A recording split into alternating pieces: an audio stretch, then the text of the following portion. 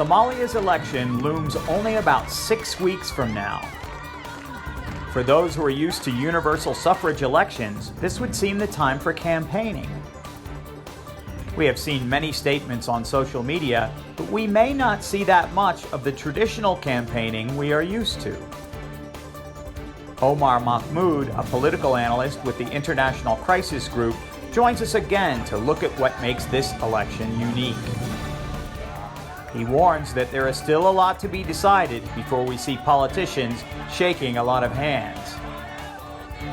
Even though that we've had this agreement on 27th May, there's still a little few hiccups. There's been some process going on through that, but I think everyone wants to see kind of some of these few final things around the commission lists, around security and whatnot to be fully resolved, I think, before we'll move more completely into the campaign period.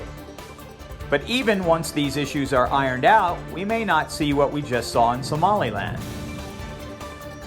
Though, is because it's such an indirect process, it means, you don't actually have to take a traditional campaign as you would, in another place where it's a one-person, one-vote election, and you're trying to influence everyone out there. Really, you're trying to influence a select number of, your sub-clan, basically, within that. So there will be kind of some traveling. A lot of times due to insecurity, some of those sub-clans come to the bigger cities and other areas, and the candidates will go visit them there. There also aren't seasoned political parties to provide infrastructure for candidates. There won't be coalitions formed to set legislative priorities. The campaign will be more about jockeying for position between the presidential candidates. And the political parties aren't really quite there yet. I mean, some of them have they've really only been provisionally registered, those that have even been registered in some sort of sense. So, that's not really a permanent or kind of final setup either. So it does tend to be more around personalities. Clan is of course quite important, as each seat already belongs or is assigned to a particular sub-clan in any case.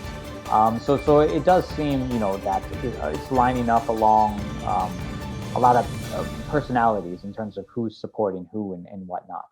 The legislature goes first, and then they provide the votes for president. So both houses of parliament are obviously up for re-election. The upper house is those who are nominated by the federal member state presidents.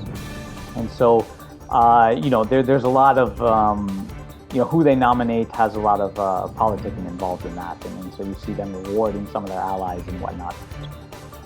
In the end, there will be plenty of fascinating developments to keep an eye on, both in the campaign and when the voting starts. Wider trends will be interesting to watch. So, for example, how many youth are kind of elected versus others, how many new MPs are put in versus re-election of old ones. I think that's always an interesting dynamic.